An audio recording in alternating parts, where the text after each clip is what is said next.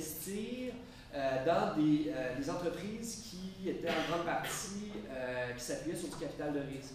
Cette loi-là va être cassée dans les années 80, à peu près en même temps que le Bail-in Act, puis va donner lieu à une nouvelle dynamique institutionnelle d'accumulation aux États-Unis, puis va tenter d'être calqué un peu partout dans le monde, au Canada notamment, disons, si on veut être compétitif, voici ce qu'on doit faire. Donc, il y a des contradictions ici, hein, parce qu'on va dire que Yahoo, Google, machin, c'est la nouvelle économie, en grande partie, ça a été financé par l'épargne salariale des travailleurs. Hein. Puis ça met une contradiction aussi des fonds de pension qui vont finir par, en voulant du rendement, ça crée se foutre à porte par eux-mêmes.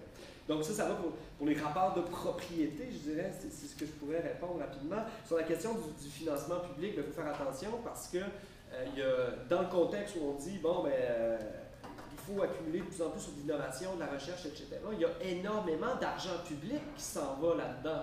Hein? C'est juste que l'argent public ne va plus à l'enseignement, donc au fait que l'éducation est financée publiquement. L'argent va être détourné pour la recherche à fin commerciale. Regardez ce que fait le Canada à l'heure actuelle, le gouvernement Harper.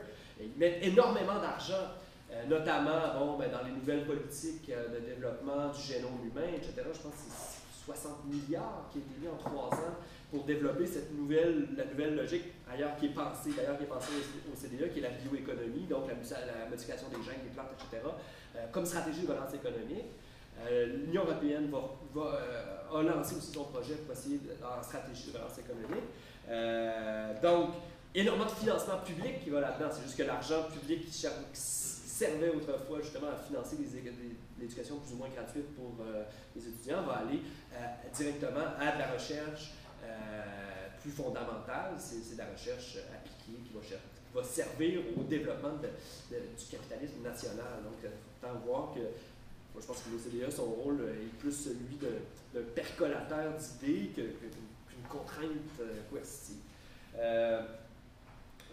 Pour ce qui est de la question, cette idée des pôles d'excellence, alors des universités, chacun des pays veut avoir des Harvard, des Big Five en quelque sorte, puis cherche à vouloir compétitionner. Ce qui va arriver, c'est essentiellement créer 2 modèles d'universités, des universités internationales. C'est un peu le projet qu'on veut faire au Québec, en tout cas qui est poussé, hein, mais c'est ce qui existe aux États-Unis aussi. Hein. Tu as les Big Five, les grandes universités de recherche privées qui coûtent énormément cher, qui sont élevées dans les rankings. Hein. Puis tu as des universités publiques qui n'ont pas nécessairement de réputation. Puis là, il faut comprendre ça justement dans le contexte de reproduction des élites. C'est pas nécessairement parce que ces universités ont de meilleure qualité d'enseignement, davantage qu'ils ont de meilleure réputation. Hein. Si on dit, mais le marché de l'enseignement supérieur, c'est quoi? C'est un marché des réputations. Hein. Marché des réputations qui permet de se classer plus haut dans les rankings, qui permet justement à la personne qui va acheter son diplôme-là de pouvoir revendiquer un statut. Hein. C'est plus un marché du travail auquel on assiste, c'est un marché des statuts. On s'achète un statut. Donc, plus tu payes cher parce que tu vas être dans une université de plus haute qualité, plus tu vas pouvoir revendiquer un gros salaire, donc un statut plus élevé dans la société. Je pense que c'est vers ça qu'on se sent tristement. Je dirige les transformations universitaires. Moi, c'est juste très rapide. En fait, je vais faire de la publicité pour le CEDIM parce que le colloque tire à sa fin. Vous retournerez bientôt dans vos institutions respectives. Mais si vous voulez rester en contact avec nous, au CEDIM, présentement, il y a un projet de recherche qui s'organise en fait justement sur le rôle de l'université et en fait la réputation de l'université. Et je pense que c'est un projet de recherche qui est très intéressant où en fait on essaie de faire se rencontrer Gramsci et Pierre Bourdieu. On a relu Homo Academicus récemment, se poser des questions. Et je pense que l'image que j'adore, et j'aurais aimé ça être là aussi, c'est Pierre Bourdieu et Gramsci qui sont en voiture. Ils sont en voiture et ils se promènent dans la ville comme ça, et Gramsci est peut-être au volant et il explique l'autre, ok, bon, Bourdieu conduit, c'est bien conduit. Connaît mieux ses angles morts. Et donc, et Gramsci au volant, il explique un peu ce qui se passe. Là, il se stationne devant l'université. Il dit, mon Dieu, qu'est-ce que c'est ça? Mais Gramsci dit, l'université, là, c'est de là que tout part. C'est là que les idées naissent. Il y a quelque chose, les gens qui sortent de là, ils se ramassent tout le temps avec les décideurs. Puis, pourquoi? Mais il y a quelque chose. Puis c'est Bourdieu qui rentre dans l'université et qui dit non, c'est comme ça que ça fonctionne. C'est parce qu'il y a une lutte pour le contrôle du champ. Il y a le méta-champ de l'État, il y a le champ ensuite de la gouvernance de l'économie. Et c'est là-dedans, il y a une lutte pour l'autorisation, pour la légitimité du discours qui s'organise. Et Bourdieu, moi je pense, je ne vais pas parler à Bourdieu immensément, mais il y a quelque chose, il y a un lien entre les deux là où je crois qu'ils se complètent merveilleusement bien.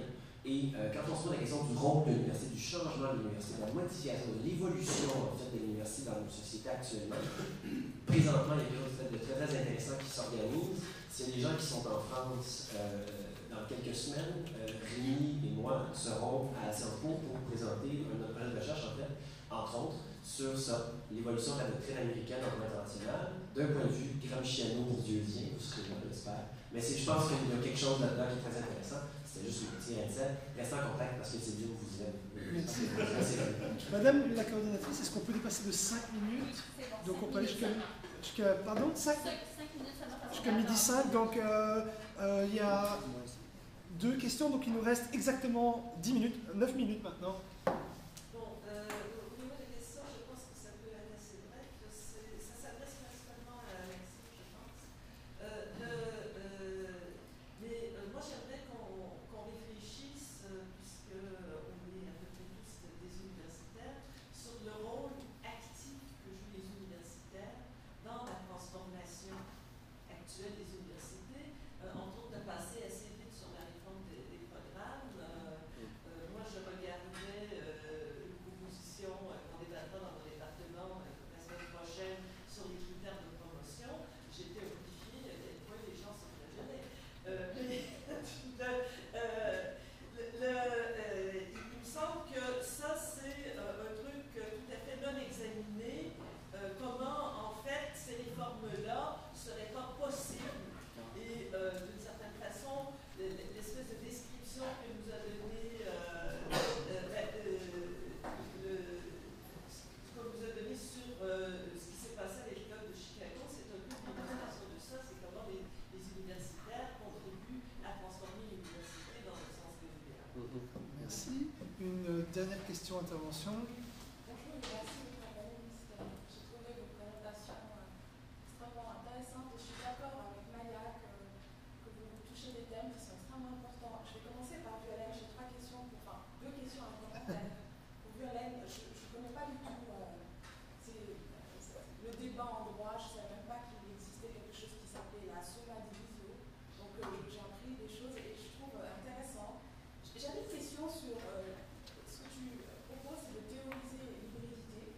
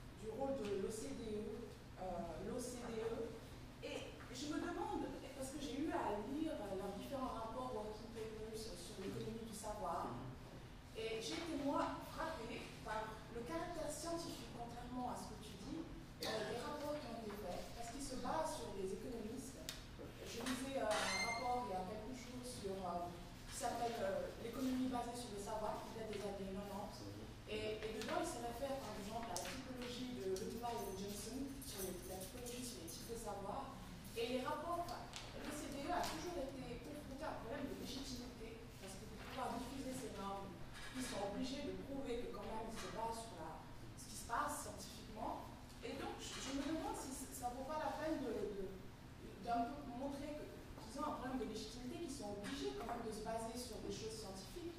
Et du coup, ça rend leur rôle beaucoup plus problématique. Enfin, on peut se demander si c'est l'OCDE le problème ou si c'est les intellectuels qui produisent des textes. Et, par exemple, la Banque mondiale a publié un rapport qui s'appelle Knowledge Sharing et qui parle de Polanyi d'une manière rapide.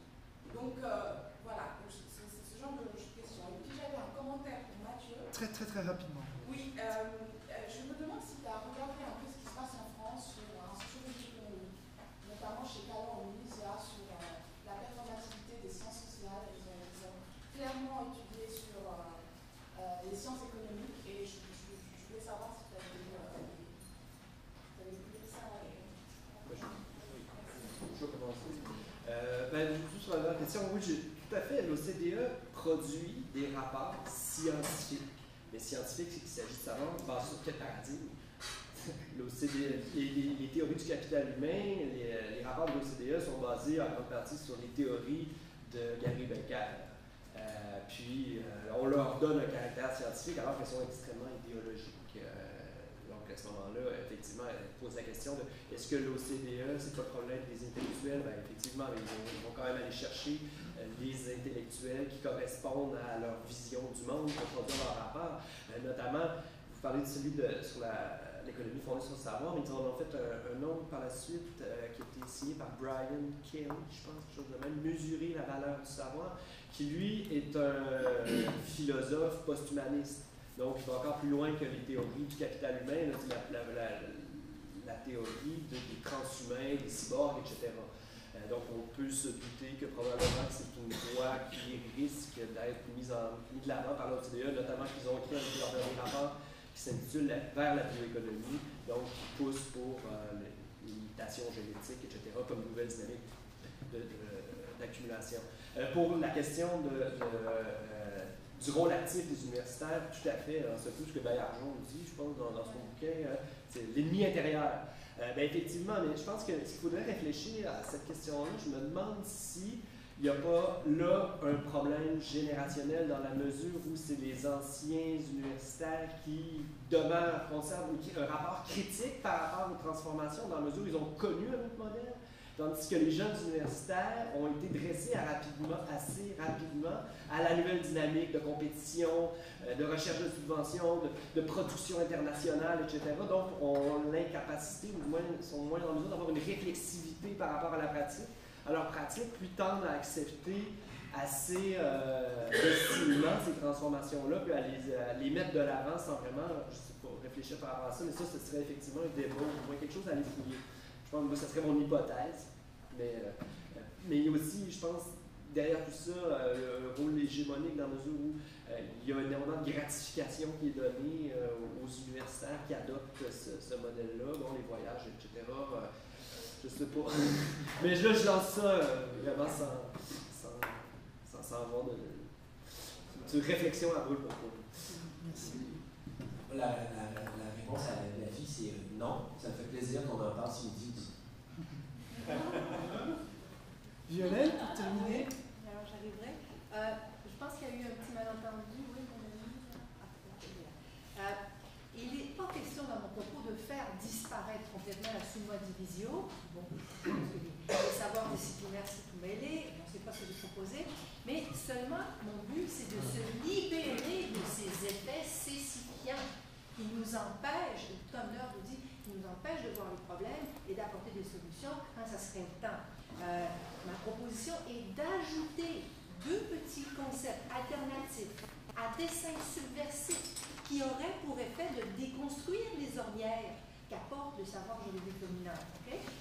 J'ai cité Locquet rapidement, mais il va dire simplement prendre ses distances avec le droit public s'avère nécessaire à l'appréhension du pouvoir en droit privé, c'est-à-dire revenir à l'essence du pouvoir permet de le repérer là où sa définition juridique l'aurait occulté. Alors c'est vraiment, je parle de trucs pour se libérer d'un masque cécifiant. Deuxièmement, sur le caractère de l'essentialisation ou la naturalisation du public, du privé, de l'université, pas question de ça. Mais encore une fois, c'est des questions de revenir à l'essence de la puissance brute pour être capable de la voir lorsqu'elle se manifeste et pas dire non, elle n'est pas sous ma division, nous voyons c'est hérétique. Bah, ça suffit. Alors, voilà le sens de mon propos. Alors, merci tout le monde. On revient ici même à 14h pour continuer la discussion sur l'intellectuel et la pratique. Mais avant,